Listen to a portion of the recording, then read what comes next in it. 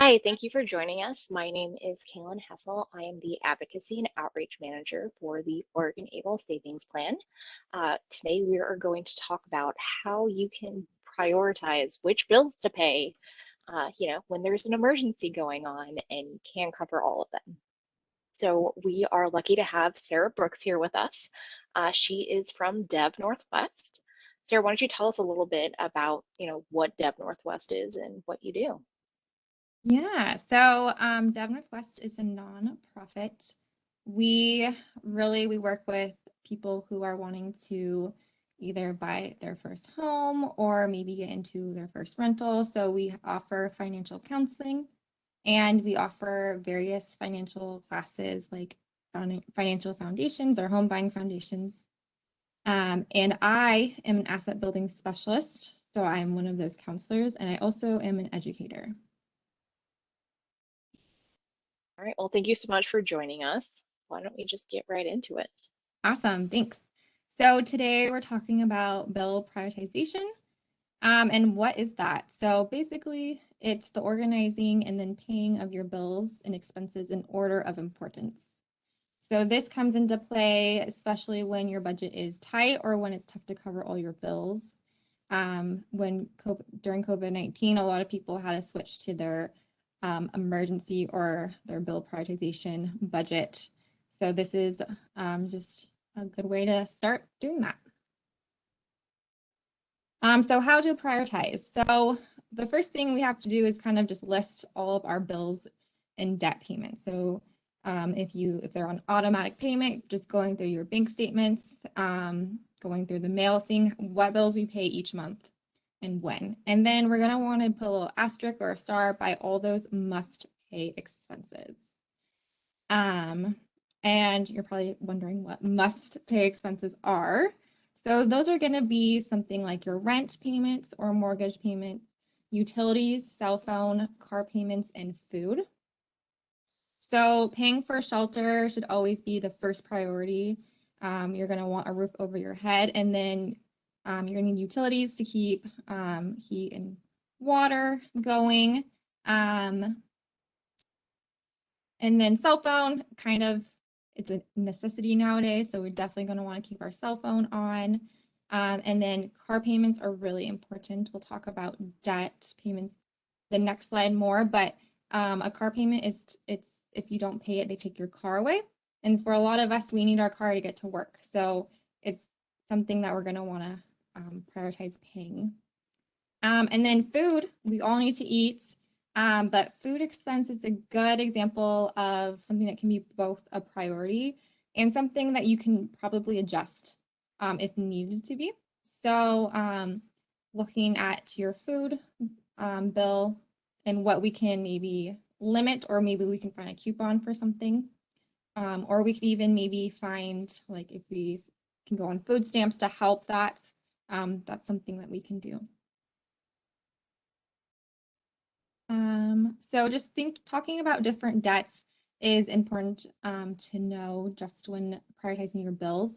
So there's secured debt, which are debts like mortgages or car loans, and that if you don't pay them, then the collector can take those items away. So if you don't pay your car bill, they can repossess your car. If you don't pay your mortgage, they'll foreclose on your home. So those are going to be the top priority for us when we're prioritizing our payments. The next one is unsecured debt. Those are just credit cards that if you don't pay them, then they will most likely close the account, and then they will file a judgment against you or try to collect the money some other way.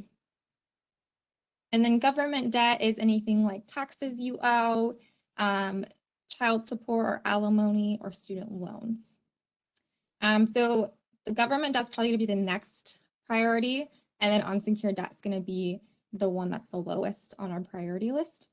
And that's because some government debt, like child support, you could end up going to jail if you're not paying that. So we're definitely going to want to prioritize that above our credit card payments. Sure, yeah, I definitely rather not go to jail. Yes. Uh,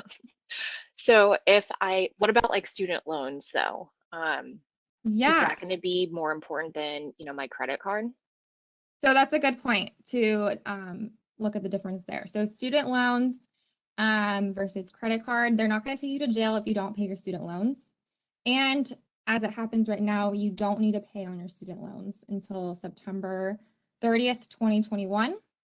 So I would pay credit card, and then if I can, maybe student loans. But a student loan, if you don't pay, is going to act like an unsecured debt. It's going to end up being a collection, and then they're going to try to collect from you some sort of way.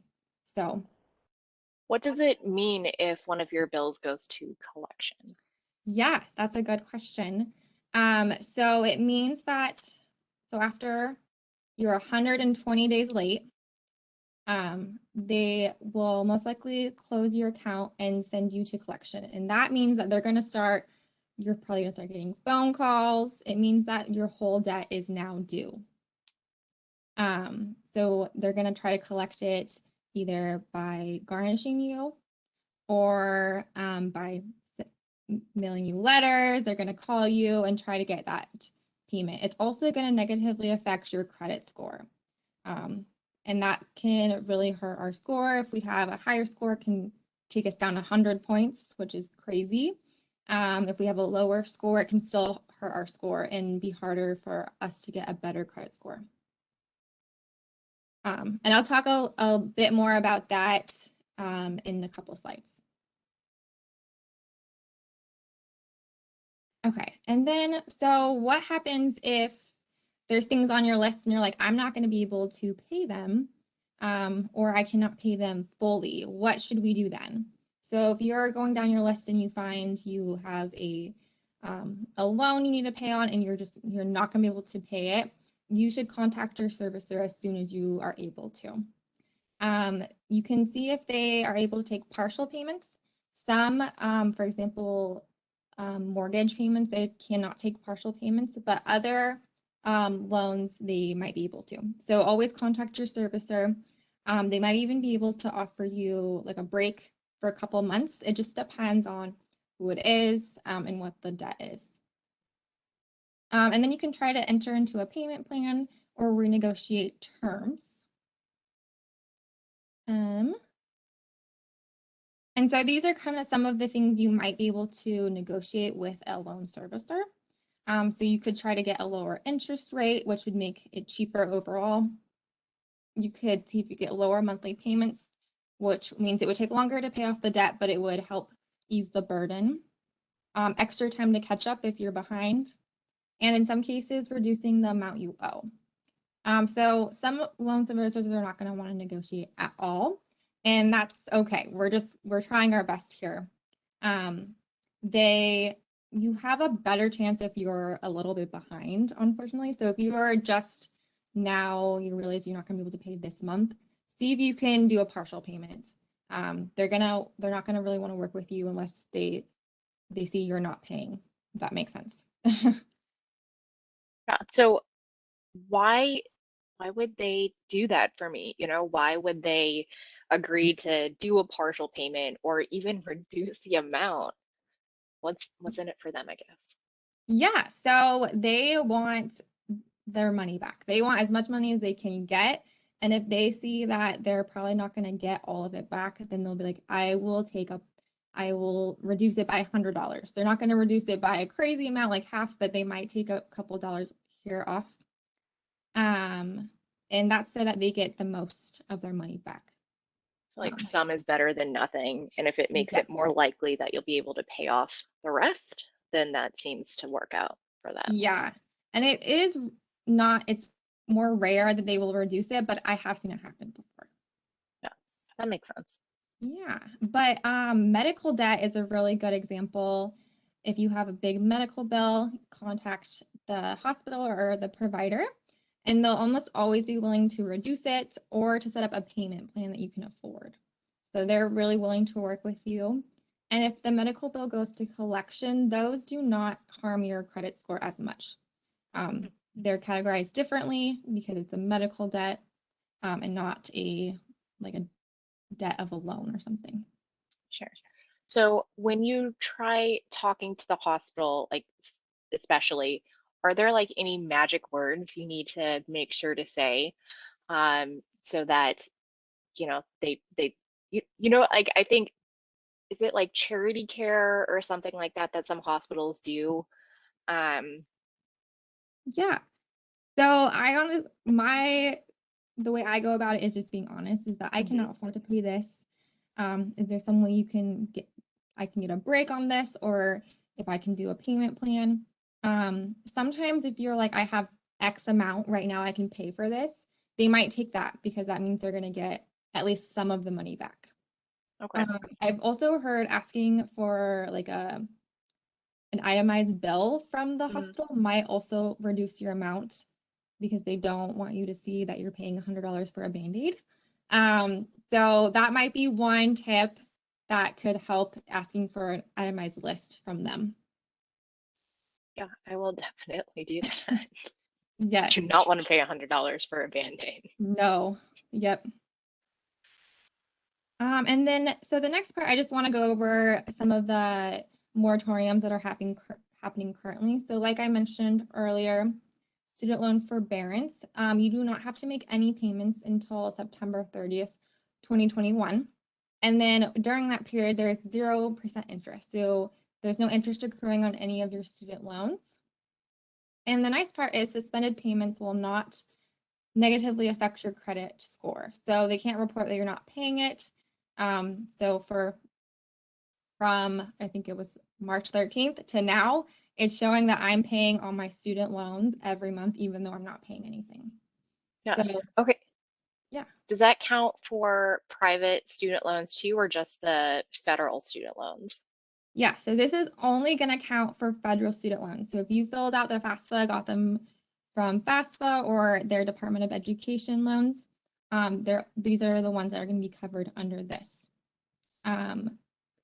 Private loans are not going to be as friendly. You can ask for a break. I have seen some of them offering some sort of forbearance for a couple months, but they're not going to be as easy to work with as federal student loans. Sure. So what exactly does forbearance mean? Because that doesn't come off, in everyday life too Yes. often. So forbearance means that there's no payment. So there's a break on Okay. payments. So it's a fancy word for break, essentially. They always have to use those fancy words when they could use Yes. these words. Yeah. Okay. So this seems like the best deal that you could get for a situation like this. You don't have to pay the loan until September 30th, 0% interest, so it's not even growing. Mm-hmm. So, what you owe today is going to be what you owe on September 30th, unless you make some payments, Mm-hmm. and you're not getting, penalized by that with the credit reporting. Mm-hmm. So it won't hurt, the likelihood that someone might want to loan you money in the future. Yeah. That's helpful. Yes. And also, once this ends, there is something we can look at other repayment options if you're still struggling to make payments. So there is a payments called income-based repayment plans that will base payments on your income. So you can contact your loan servicer. You can find that out by either going to studentaid.gov or by if you pull credit, they will tell you your servicer's name. So that's something we can do after September if it's still going to be a struggle to make payments on that. Sure. And then eviction moratorium. So if we're struggling to pay rent, this one's a little trickier. So if you have filled out and signed a sworn declaration and given it to your landlord, you do not have to pay rent until June 30th, 2021. This one is not as amazing as the student loan forbearance because that rent is still going to be due. It's not forgiven. So that's something that can be kind of scary to people who haven't been able to pay. One thing I will say is to seek out aid. So you can call 211 is a great resource to call, and they can help you find either local rent assistance or state rent assistance to help you catch up on that, because starting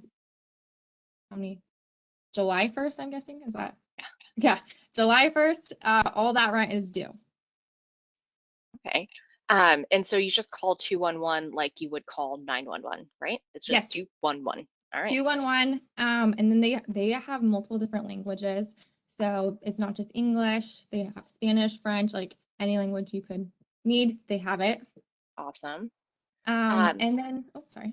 so for anyone who might watch this after June, I believe I've heard that both the state legislature and on the federal level too, they're thinking about extending this so that it goes past June.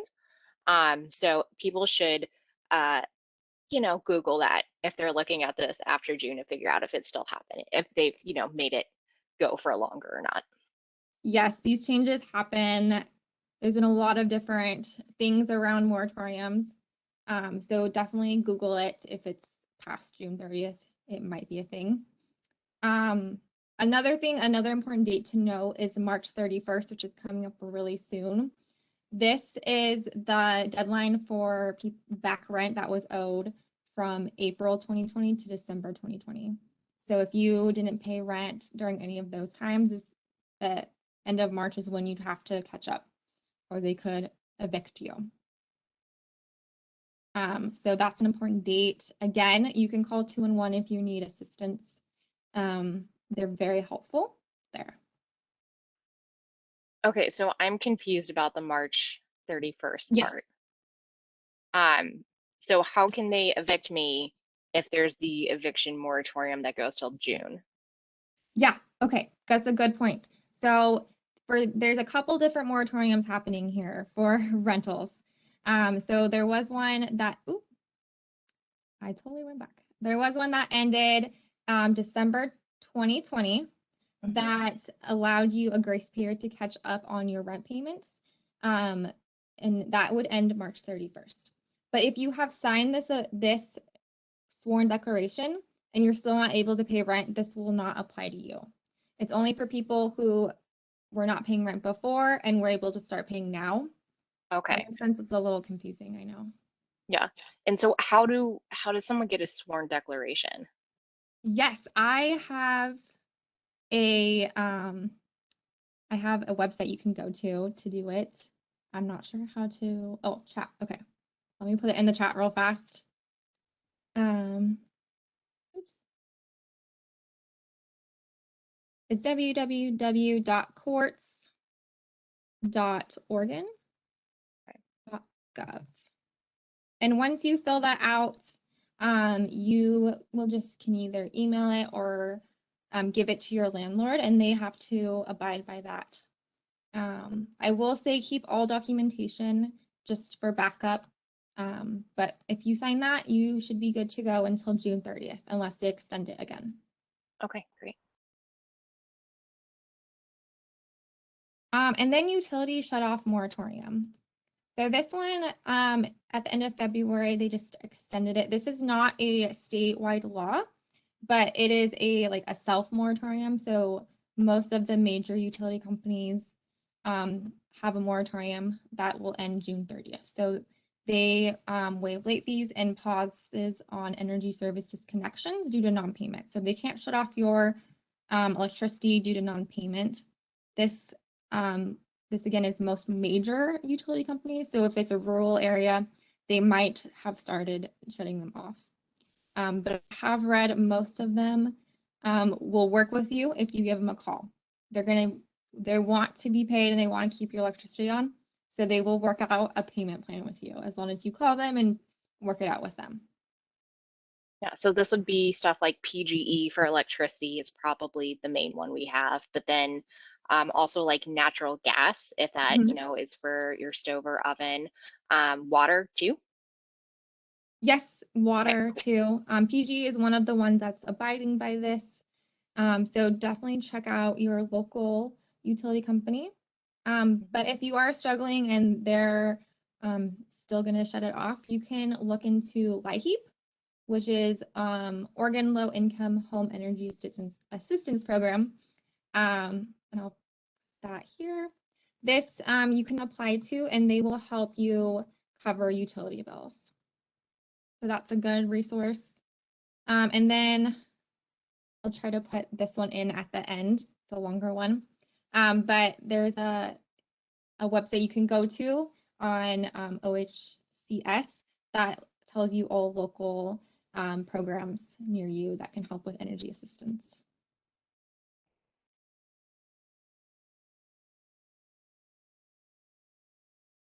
Okay. Now kind of on to credit. So not paying a bill can negatively affect our credit score.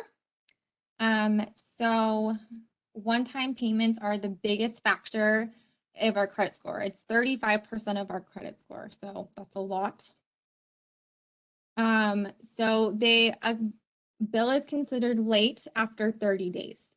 So if you maybe forget a bill and you pay it 20 days late, it's not going to go on your credit report as being late. You might just be charged a late fee. And then goes 30 days, 60 days, 90 days. And then we're kind of getting into dangerous territory. So if you continue to miss payments beyond 90 days, then the following will probably happen. There could be charge-offs, collections, repossessions, or foreclosures. So a charge-off is if you fail to make payments on a credit account for 120 days or longer. The credit card or company may mark the account as charged off. This means they wrote you off they wrote your debt off as a loss. And it's negative for your credit report because it shows you didn't pay the account as agreed, even if you pay it later. So it's like they're telling all of the other credit card companies and people who might loan you money that this is not a good person to loan money to because they didn't pay what they promised us that they would pay us, right? Yes, it's definitely a red flag for other potential lenders that you see. And then a collection, we talked about this a little bit earlier, but this occurs when your creditor's collections department or a third party seeks to collect debt that was charged off as bad debt. And the unfortunate part is even if you start making payments on the collection, it will still show up as a collection on your credit report until it's paid off fully. And then a repossession or foreclosure is just when they take the item. So for a car, they'll take the car. For a mortgage, they'll take the house. And those are, of course, not good things to have on our credit report and can really lower them for up to 7 years. So we don't want that. And then you're probably wondering, where can I check my credit report? So you can check your credit for free every week until April. I think they extended it April 2022 at annualcreditreport.com. And this is a legit site. It's safe, and you can pull from all 3 credit bureaus, Experian, TransUnion, and Equifax, once a week for free. And you can check to see if there's any issues with your credit or if just you want to see what's on there. It's always good to check. I recommend checking maybe once a year just to make sure everything's good to go, because unfortunately, because of COVID, there've been a lot of scams and identity theft. So it's always good to check to make sure everything looks good on our end. Yeah. So what if I do see something on my credit score that seems like was a scam? What should I do about that? Yeah, so if you see something that you don't think is your debt, you should contact that credit bureau. So the one you pulled the credit report from, you would contact them and you would dispute it. So you can do that a couple ways. You can either call them and dispute it that way, or you can go to their website and dispute it on the website. I have found it's a little faster if you do it on the website. But either way, you can call and say, I don't think this is mine, and they will investigate it. Legally, they have to prove the debt is yours to keep it on your credit report. So if they can't prove it, then it comes off your credit report. Oh, that's very interesting. Okay, that makes it seem like a lot less scary to try and dispute that. Yeah, and Okay. if you have any proof that it's like that you already paid off the debt, maybe that happens a lot when the debt is still on there when you already paid it off. You can send that to them and they'll take it off. Sometimes there's just miscommunication between the creditor and the credit bureaus. Sure. Okay. And so if I go to annualcreditreport.com, I'm guessing that they're going to want some pretty personal information about myself. Are they going to ask for like social security number? They will ask for a social security number, and then they will ask some identifying questions. So they ask, where have you lived in the past 5 years? Or where did you get this loan from for your car? Those kind of questions to make sure that it's actually you. Sure. Okay. So normally we advise people to, not give out your social security number very easily, especially on, random internet websites. Mhm. But you can assure us annualcreditreport.com is fine. We can trust them. Yes, yes, they would Okay. have to know you very, very, very well. So Okay. it's definitely secure. But yes, that's a good point. Don't be going to different websites and putting in your social security number. There is one that's called freecreditreport.com, and that one is not as safe. So make sure you type in annualcreditreport.com. Gotcha. Okay. Awesome. And then I will give Kaylin this spending plan. It's sorry if it's kind of small, but this is a great tool to use even if you're not needing to prioritize your debts right now. This is 2 spending plans, so you can list your current income and then current expenses, and then you can think about what you could do if there was an emergency, if maybe your hours were cut or you lost your job. What would we need to prioritize that we can be ready to go if something like that were to ever happen. And usually when we're prepared for it, it doesn't happen. So definitely use this tool, and I will send it to her so she can send it out to people. And like anytime you're in an emergency like that, you lose your job, it's scary, it's terrifying, it can be hard to think straight. So this will be, really handy to kind of have this to-do list of what can I do now to help get, my expenses, reined in instead of having to think about that when you're in crisis and it's hard to focus on everything. Yes, for sure. And then the last thing is just resources. So 211 is the one I mentioned earlier. If you're having issues paying for forgot the word for medicine, RX Assist is a place that can help you find lower cost ones or generic versions, which can save you some money. And then the studentaid.org or .gov, I forgot the .gov. That is a website you can go to look at your student loans, and that's where you can also get into one of those income-based repayment plans I mentioned. So for prescriptions, there, are a surprising number of them that are super expensive and don't have a generic version. Mhm. Um, so I've heard that you can try reaching out to the person who makes that prescription to see if they have like trial samples or some kind of, if they can help you in any way with that. Have you run across that? I personally haven't, but I would think it'd be a good idea to communicate. I have heard that they do offer some aid to people who need the prescription that can afford it. So I don't feel like you can't contact them and just ask. The worst they could say is no, but if they don't say no, it could be really beneficial to you. So So for so many of these different things, it seems like we need to ask for help. And I think that's something that basically everyone is struggles with. It can be hard to ask for help. So do you have any, suggestions on how to, make that easier, more from like, the mental, like emotional side of things, how to get yourself in like a better mindset to mhm. ask for help. Yeah, I totally feel that too. I do not like asking for help. Um, so one thing when I get nervous calling someone, I always am like the worst thing they can say is no. And if I'm prepared for that, then it's going to be okay.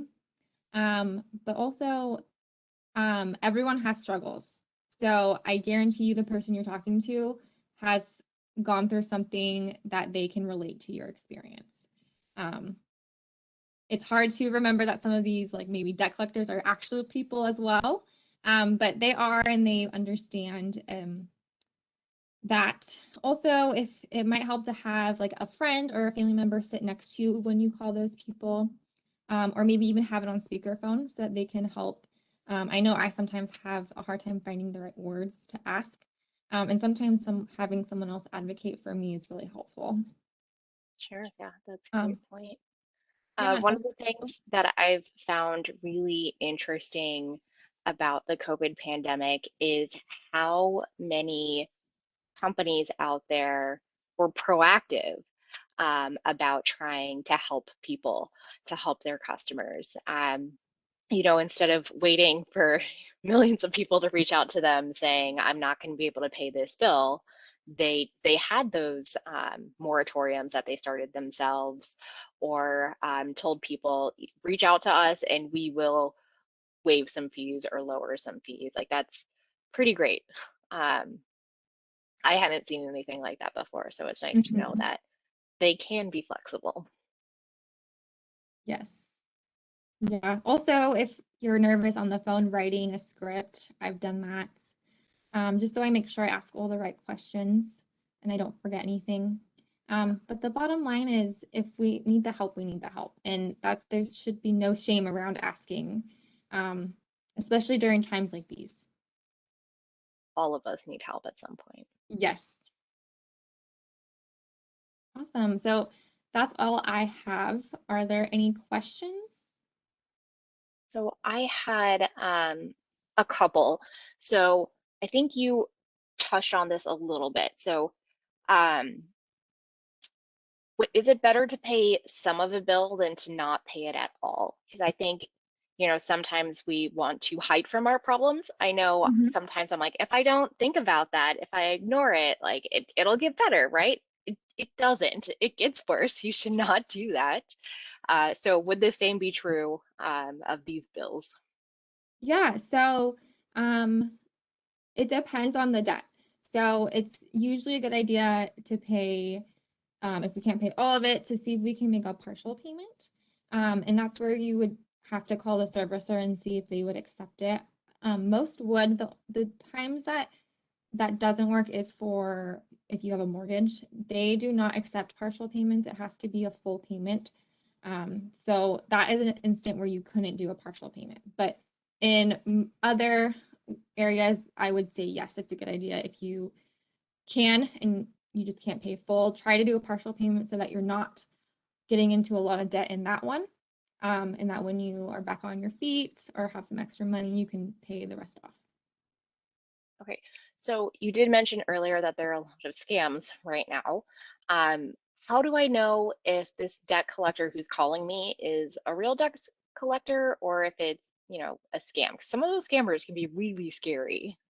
Yeah, so I would recommend not giving any information to them over the phone. What I do is I say, "Oh, let me call you back," and then I will go to the website that they said they're from, see if it's legit. I also will look at my credit to make sure it's if I haven't heard of it, I want to make sure that it's on my credit report actually. So I want to verify that it's my debt first, and then I want to call them. So I want to call the number that is listed on my credit report so that I know it's legit. And then I can kind of talk to them. But they shouldn't be asking for your social security number or anything like that. If they're real, they have all that information. They have the debt information. So the only thing they'd be calling for is payment. Mhm. And if it's a collection, we recommend doing a cashier's check, mailing it, or doing one of those, um, like the gift card that's a debit card. You can like The relive like it. prepaid gift cards. Yep. So they don't have any access to your bank account information. Okay, that that makes sense. I don't know if I would have thought of that. Okay, cool. Let's see. Well, that those are all the questions that I'm seeing. Um, Awesome. I just want to point out to people again that 211 is an amazing resource. I think they know about basically everything in the state that could potentially help you.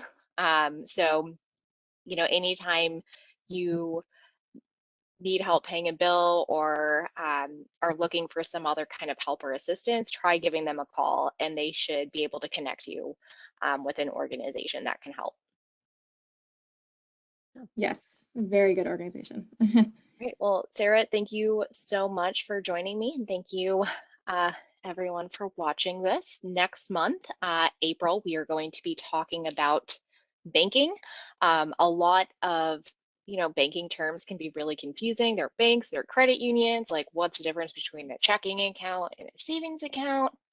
We're going to have somebody from the state's Division of Financial Regulation come and talk to us all about it, so that you know, where you should go to get what kind of account. And then in May, we will be talking about credit scores, why you should care. And then in June, we're going to talk to somebody from vocational rehabilitation about how you can start working while keeping your benefits. So definitely join us for one of those. It'll be really great. Sarah, thank you so much for being here tonight. Thank you, everyone else. All right.